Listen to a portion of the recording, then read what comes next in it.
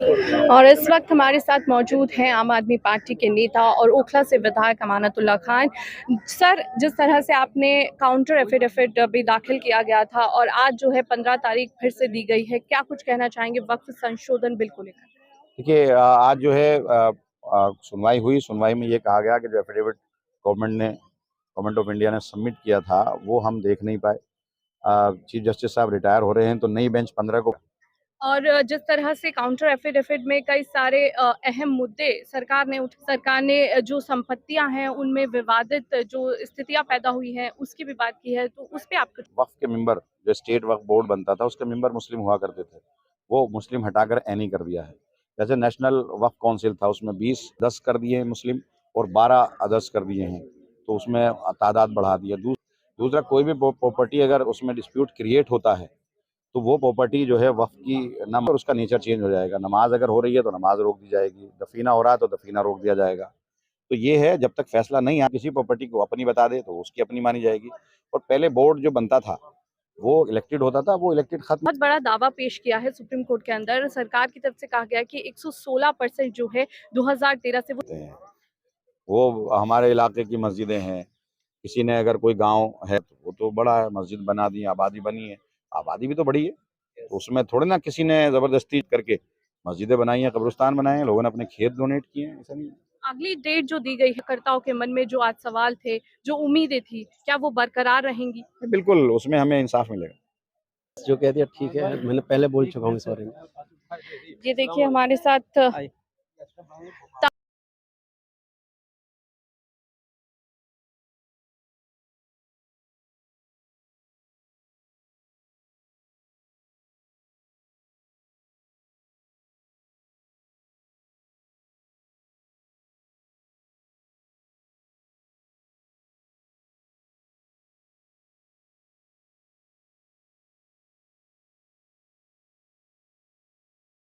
और इस वक्त हमारे साथ शाहिद अली एडवोकेट है, जो कि सुप्रीम कोर्ट के वरिष्ठ एडवोकेट माने जाते हैं। सर, आज जो वक्फ संशोधन बिल को लेकर फिर से एक बार सुनवाई होनी थी, वो जो है अगली तारीख उसमें मुकर्रर कर दी गई है, आप क्या कहना चाहेंगे? जी बिल्कुल, 15 तारीख उसमें मुकर्रर कर दी गई है क्योंकि जस्टिस संजीव खन्ना जो चीफ जस्टिस साहब हैं वो रिटायर हो रहे 14 को, तो उनका अपना मानना यह था कि वो पूरी तरह से इसको सुन नहीं पाएंगे क्योंकि इसमें सुनने में वक्त लगेगा। तो इसलिए उन्होंने दूसरी एक बेंच के सामने जस्टिस गवई जो नेक्स्ट चीफ जस्टिस बनने वाले हैं उनके सामने इनको लगाया है और ये 15 तारीख से इसकी विधिवत सुनवाई शुरू हो जाएगी। क्या पूरी डबल बेंच जो है वो चेंज होने वाली है, या फिर सिर्फ सीजेआई के अंडर में जो आज भी जस्टिस हैं वो भी बाहर उपस्थित देखिए, रहेंगे? जो 3 जज बेंच है वो 3 जज बेंच सुनवाई करेगी। उसमें से जस्टिस खन्ना साहब चूंकि रिटायर हो रहे हैं वो नहीं रहेंगे, उनकी जगह जस्टिस गवई साहब आ जाएंगे और हो सकता है कि वो दोबारा रिकॉन्स्टिट्यूट करें। वैसे रिकॉन्स्टिट्यूट होनी नहीं चाहिए बेंच। इस तरह कोई ऑर्डर नहीं है कि सेम बेंच रहेगी या बेंच चेंज होगी, लेकिन जस्टिस खन्ना साहब चूंकि रिटायर हो रहे हैं तो इसलिए उनकी जगह दूसरे जज साहब यहाँ पर आएंगे जरूर। अब जो अगली तारीख दे दी गई है, याचिका कर्ता के तौर पर हमारे साथ एमए बर्नी भी यहाँ पर मौजूद है।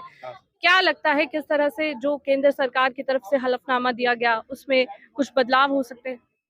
ये बदलाव कुछ नहीं होंगे, ये सिर्फ एक ध्यान भटकाने वाली बात है और बेरोजगारी से हटाने वाली को ध्यान से हटाने वाली बात है। क्योंकि अभी इससे पहले इन्होंने 4 साल रॉल मचाई थी, क्या नाम है, CNRC को लेकर के, उसमें क्या हुआ? आज तक कुछ नहीं हुआ।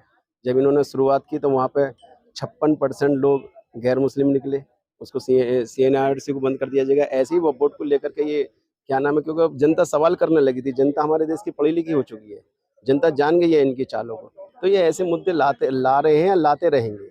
अब सुप्रीम कोर्ट ने इस बात को माना है। अब सुप्रीम कोर्ट के चीफ जस्टिस साहब जो रिटायर हो रहे हैं, संजीव खन्ना जी, तो इसलिए अब उन्होंने कहा कि ये लंबी प्रक्रिया चलेगी, जो शाहिद भाई ने बताया था, और उसके बाद में अब दूसरे इसको सुनेंगे। तो अब देखने 15 तारीख में क्या होता है। आते ही उन्होंने कोई ना दलील सुनी ना कुछ सुना, बस अपनी बात कह करके कह दिया कि मैं इसको सुन नहीं पाऊंगा। 14 तारीख को रिटायर हुआ, इसलिए 15 तारीख को उन्होंने डेट दे करके कोर्ट को समाप्त कर दिया। क्या अगली जो 15 तारीख दी गई है वो फाइनल है, या फिर उसमें भी डेट मिलने के आसार नजर आ रहे हैं? अभी तो देखना पड़ेगा कि फिर कौन कौन सुनता है और क्या होता है, कौन की दलीलें सुनने के बाद में हक में फैसला होता है, क्या होता है, ये तो 15 तारीख को ही पता पड़ पाएगी। अभी इसमें क्या कह सकते हैं। आप भी एक याचिका करता है, तो इस मामले में आपने किस जो फैसला है उसको जो है सुप्रीम कोर्ट में रखा है, किस तरह से आपने दलीलों को जो है नकारा है, वो हम पूछना ये सारी चाहेंगे। बातें तो हम कोर्ट को भी बताई हैं, और जब वो फैसला हमारे हक में आ जाएगा फिर हम मीडिया को बताएंगे इन सारी बातों को, क्योंकि अभी पैसा बोलना जरूरी नहीं है। हमने ये कहा कि देश को क्या नाम है, सरकार ध्यान दे कारोबार के ऊपर, रोजगार के ऊपर, और देश की शिक्षा के ऊपर ध्यान दे। इन चीज़ों बातों को जो ये इन पे देरी और ध्यान भटका रही है, इनसे कोई फायदा नहीं होने वाला है, और इनसे ना ही कुछ होगा ना ही होगा। इस वक्त हमारे साथ बहुत वरिष्ठ जो वकील हैं वो साथ में हैं, वरुण सिन्हा जी। सर, आज के मामले को देखते हुए क्या कुछ कहना चाहेंगे? फिर से एक चीफ जस्टिस जो है वो बदले जाएंगे और फिर से इस कार्यवाही पर सुनवाई की जाएगी? देखिए, ऐसा है कि ये पहले से सबको विदित था कि हमारे जो मुख्य न्यायाधीश हैं उनका रिटायरमेंट 14 मई का होना तय है। लिहाजा उन्होंने आज बैठते ही कहा कि एक ऐसा विषय है जिसको कि हम इतने शॉर्ट पीरियड में सॉल्व नहीं कर सकते हैं, लिहाजा जो अगले जो मुख्य न्यायाधीश होंगे उनके बेंच में इन्होंने स्थानांतरित किया, और कहा कि जो अगली बेंच होगी वो तय करेगी कि आगे इस पूरे प्रोसीडिंग को कैसे चलाया जाए। क्या फिर से जो है याचिकाकर्ता या फिर जो भी केंद्र सरकार हो या वक्फ बोर्ड हो, उनकी तरफ से फिर से दलीलें पेश की जाएंगी? ऐसा है कि जो प्लीडिंग्स है केस का वो कंप्लीट है, लगभग कंप्लीट हो चुका है। अब आगे फाइनल हियरिंग की प्रक्रिया कैसे चलेगी उस पर नई बेंच दिशा निर्देश देगी। और जो पिछला आदेश था वो ऐसे ही बिल्कुल, जो एश्योरेंस पहले जो भारत सरकार की तरफ से माननीय सर्वोच्च न्यायालय को दिया गया है वो एश्योरेंस कंटिन्यू करेगा। बहुत बहुत कहने के लिए। तो ये थे तमाम याचिकाकर्ता और जो एडवोकेट हैं, सुप्रीम कोर्ट के वरिष्ठ एडवोकेट वकील माने जाते हैं, उन्होंने जिस तरह से बताया कि अगली जो वक्फ संशोधन बिल को लेकर अगली सुनवाई जो है वो 15 तारीख तक टाल दी गई है, क्योंकि यहाँ पर जो CJI chief justice of India है वो उनकी रिटायरमेंट आने वाली है और समय काफ़ी कम था, तो उसको देखते हुए जो है नए जो चीफ जस्टिस बनने वाले हैं उनके बेंच, उनके जो है अंडर ये फैसला जो है सुनवाई की जाएगी और फिर से सुप्रीम कोर्ट की तरफ से ये सुनवाई होनी है। तो अब देखना होगा कि अगले जो 15 तारीख मुकर्रर की गई है उसमें क्या फैसला निकलकर सामने आता है। कैमरा पर्सन जीशान के साथ मैं पल्लवी शर्मा, अमन न्यूज़, दिल्ली।